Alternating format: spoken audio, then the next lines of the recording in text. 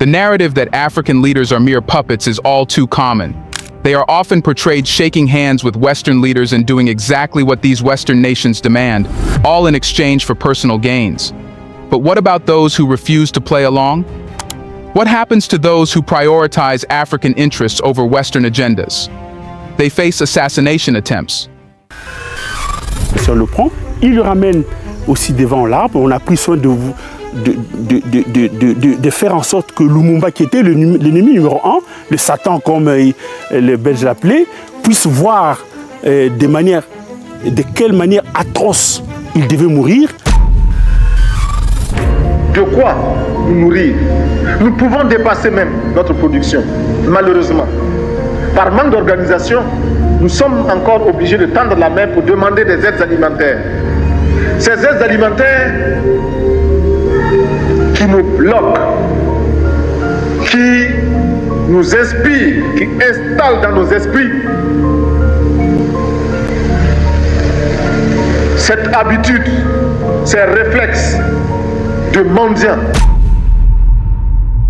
Simply for not aligning with the West and putting Africans first, these leaders face immense pressure and danger. Now, Burkina Faso's Traore finds himself under such a threat. But after numerous warnings, he took a bold step that has only heightened Western frustration. He hired Russian snipers to protect him. But will this move keep him safe? And who exactly wants him dead in the first place? Let's find out.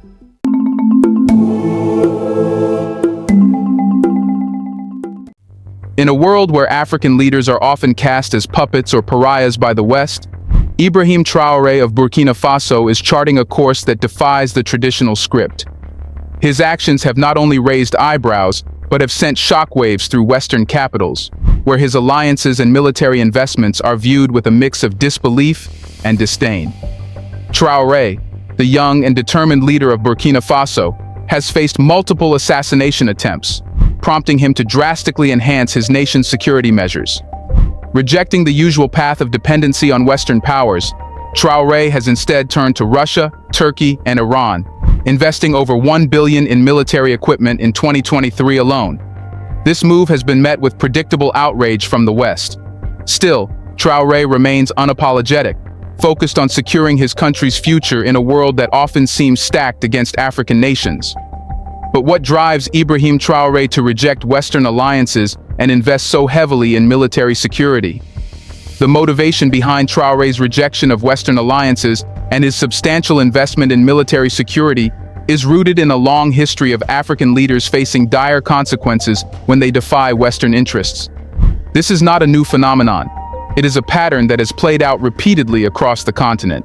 The West, with its history of colonization and exploitation, has always sought to maintain its influence in Africa, often through coercive means. African leaders who refuse to align with Western powers find themselves targeted in various ways, politically, economically, and even physically. Traore is acutely aware of this history. He knows that the Western powers have never truly abandoned their colonial ambitions. They have merely adapted their methods. Today, instead of outright colonization, the West uses economic pressure, political manipulation, and military intervention to maintain its grip on Africa. Traore's decision to reject Western alliances is, therefore, a calculated move to protect not only his leadership, but also the sovereignty of Burkina Faso. The assassination attempts on Traore are not just random acts of violence. They are part of a broader strategy to destabilize any African leader who dares to challenge the status quo. These attempts are meant to send a clear message: fall in line with Western interests or face the consequences. But Traore is not one to be intimidated. He understands that the only way to truly secure his nation's independence is to build a military capable of defending it from both internal and external threats. This is why Traore has invested over $1 billion in military equipment in 2023 alone. This investment is not just about enhancing Burkina Faso's defense capabilities. It is a declaration of independence. Traore is sending a message to the West: Burkina Faso will not be a pawn in your geopolitical games. By turning to non-Western powers like Russia, Turkey, and Iran, Traore is breaking away from the traditional dependencies that have kept African nations under the thumb of their former colonizers. Historically, The West has maintained its influence in Africa through a combination of aid, loans, and military assistance. These forms of support often come with strings attached, strings that bind African nations to policies that serve Western interests rather than their own. Traore's decision to reject this model is a bold move that carries significant risks, but it also offers the potential for real independence. The historical context of Western intervention in Africa is filled with examples of leaders who have been overthrown, assassinated, or marginalized because they refused to comply with Western demands. Patrice Lumumba in Congo, Thomas Sankara in Burkina Faso, and Muammar Gaddafi in Libya are just a few examples of African leaders who met untimely ends after challenging Western hegemony. Traore is fully aware of this legacy, and his actions are a direct response to it. By enhancing his country's military capabilities and aligning with non-Western powers, Traore is attempting to break the cycle of dependency and interference that has plagued Africa for centuries. He is not just fighting for his survival, he is fighting for the future of Burkina Faso and a new vision of African sovereignty. But how do Traore's alliances with Russia, Turkey, and Iran challenge the existing global order? Here's a reminder to please like and share the video, and subscribe to our channel to watch more videos on Black culture, history, civilization, and identity. Let's continue now. Traore's decision to align with Russia, Turkey, and Iran is not just a rejection of Western influence, it is a strategic move that reflects a broader shift in global power dynamics. These alliances are not born out of ideological alignment, but out of necessity. In a world where the West continues to exert its influence over Africa through economic, political, and military means, Traore's alliances represent a bold challenge to the existing global order. Russia, Turkey, and Iran are not traditional allies of African nations, but they share a common resistance to Western hegemony. Each of these countries has its history of defiance against Western powers, and this shared experience makes them natural partners for Burkina Faso. Traore's alliances with these nations are based on mutual respect and a shared interest in resisting Western domination. Russia, in particular, has a long history of supporting African nations in their struggle for independence. During the Cold War, the Soviet Union provided military and economic support to African liberation movements, and today, Russia continues to offer an alternative to Western influence in Africa. For Traore, Russia represents a partner that understands the importance of sovereignty and is willing to provide the military support needed to defend it. The Russian military instructors now training Burkina Faso's forces are a key component of this partnership. They are not just building a stronger military, they are helping to forge a nation that can defend its sovereignty against any external threat, be it from regional adversaries or Western-backed forces. This military training is complemented by Russian arms deals, which provide Burkina Faso with the advanced weaponry needed to defend its borders and maintain internal stability. Turkey, under President Erdogan, has also positioned itself as a leader in the Muslim world and a champion of anti-imperialism. Turkey's growing influence in Africa is part of a broader strategy to expand its global footprint and challenge Western dominance. For Burkina Faso, a nation that is predominantly Muslim, Turkey offers not only military support, but also a cultural and religious affinity that makes the alliance even more significant. Turkey's involvement in Burkina Faso goes beyond military cooperation. Turkish companies are investing in infrastructure projects, helping to build roads, schools, and hospitals. This economic partnership is critical for Burkina Faso as it provides the country with the resources needed to develop its economy without relying on Western aid, which often comes with strings attached. Iran, with its long history of resisting Western sanctions and intervention, offers Burkina Faso both strategic support and a model of resilience in the face of international pressure. Iran's experience in dealing with economic sanctions has made it an expert in finding alternative markets and building self-sufficient economies. This expertise is invaluable to Burkina Faso, which faces the constant threat of Western economic pressure. The alliance with Iran also provides Burkina Faso with access to Iranian expertise in agriculture, energy, and technology. Iran's advanced agricultural techniques are helping Burkina Faso to improve its food security, while Iranian engineers are working on energy projects that will reduce the country's dependence on foreign oil. These alliances are reshaping the geopolitical landscape of Africa by challenging the West's monopoly on influence. They offer a new model for African nations, a model based on mutual respect, shared interests, and the rejection of Western dominance. This shift in alliances is not just about military and economic cooperation. It is about creating a new global order in which African nations can assert their sovereignty without fear of Western intervention. Traore's alliances with Russia, Turkey, and Iran are also sending a powerful message to other African nations. They show that it is possible to resist Western pressure and build strong partnerships with non-Western powers. This message is resonating across the continent, where many leaders are beginning to question the traditional alliances that have kept Africa dependent on the West for so long. Now, an important question is, can Burkina Faso balance its security needs with socio-economic development under Traore's leadership? One of the most pressing challenges for Traore is balancing Burkina Faso's security needs with its socio-economic development. Critics, particularly in the West, argue that Traore's focus on military spending comes at the expense of development. They warn that a country as economically fragile as Burkina Faso cannot afford to divert resources away from essential services like education, healthcare, and infrastructure. However, this perspective fails to recognize a fundamental truth. Without security, development is impossible. Burkina Faso is not a country that can afford to ignore its security challenges. The nation is situated in a volatile region of West Africa, where armed groups, insurgencies, and the spillover effects of conflicts in neighboring countries have created a highly unstable environment. These threats have not only destabilized the region, but have also made it difficult for the government to provide basic services to its citizens. In this context, Traore's decision to prioritize military spending is not just about defending his leadership. It is about creating a stable environment in which development can take place. The insurgencies in Burkina Faso are part of a broader pattern of violence that has swept across the Sahel region in recent years.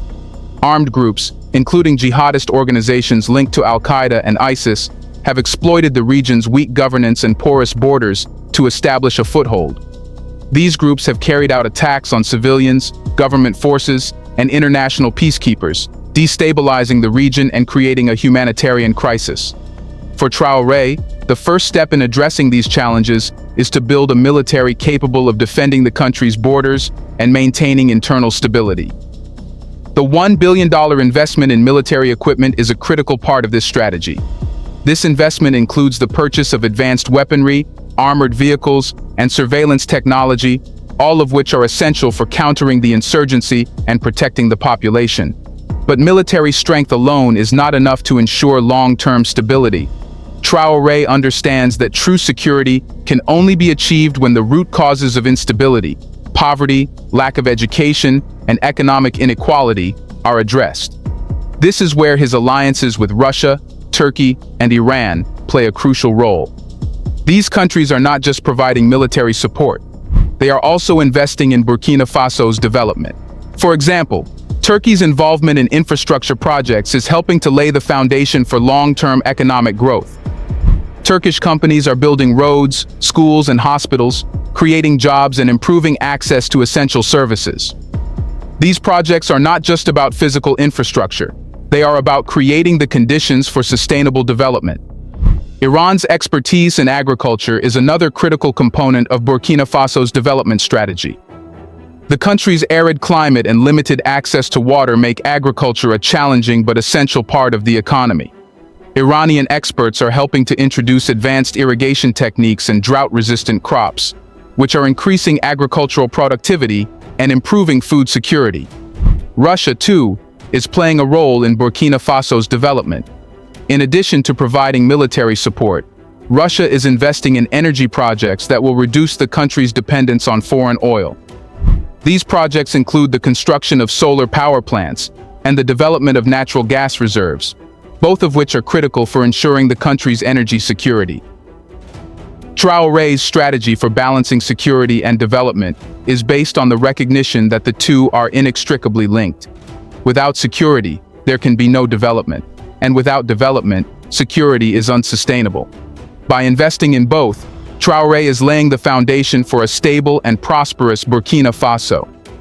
In a bigger picture, how is Traore's leadership style and strategy influencing perceptions within Burkina Faso and across the African continent?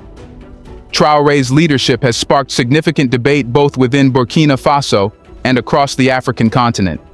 His bold moves, rejecting Western influence, forging alliances with non-Western powers, and prioritizing military security, have earned him both admiration and criticism. However, what is undeniable is that Traore is carving out a new kind of leadership that is distinctly African, unapologetically sovereign, and deeply committed to the interests of his people. Within Burkina Faso, Traore is seen by many as a protector and a patriot. His willingness to stand up to Western powers and forge a new path for the country has resonated deeply with the Burkinabe people, particularly the younger generation. In a country that has experienced political instability, economic hardship, and external interference, Traore's leadership offers a vision of hope and self-determination. For many Burkinabe, Traore represents a break from the past. Previous leaders have often been seen as too willing to compromise with foreign powers, prioritizing the interests of international donors over the needs of their people. Traore's refusal to be swayed by external pressure and his commitment to defending Burkina Faso's sovereignty have earned him a significant level of domestic support.